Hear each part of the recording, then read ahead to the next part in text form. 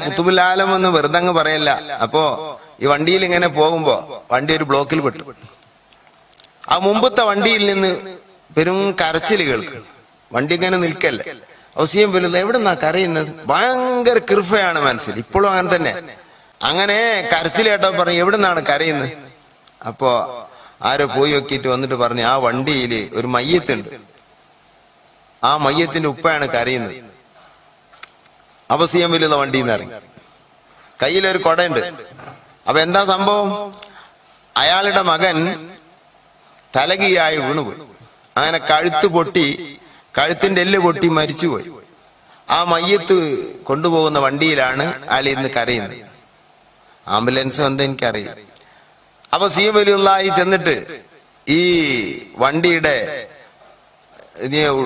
പുറത്തുള്ള ഓട്ടയിൽ കൂടാണോ എങ്ങനെ ആവും, ഇനി വാതിൽ തുറന്നാണെന്നോ ഈ മയ്യത്തിനെ ഈ കൊട കൊണ്ട് ഇങ്ങനെ കുത്തിക്കൊണ്ട് എഴുന്നേൽക്ക് മോനെ, എഴുന്നേൽക്ക്, എഴുന്നേൽക്ക്, മയ്യത്താണ് കൊണ്ടോണ്, എഴുന്നേൽക്ക് 3 പ്രാവശ്യം പറഞ്ഞപ്പോഴേക്കും അയാൾ എഴുന്നേറ്റിരുന്നു. മരിച്ചാള് ജീവിച്ചു.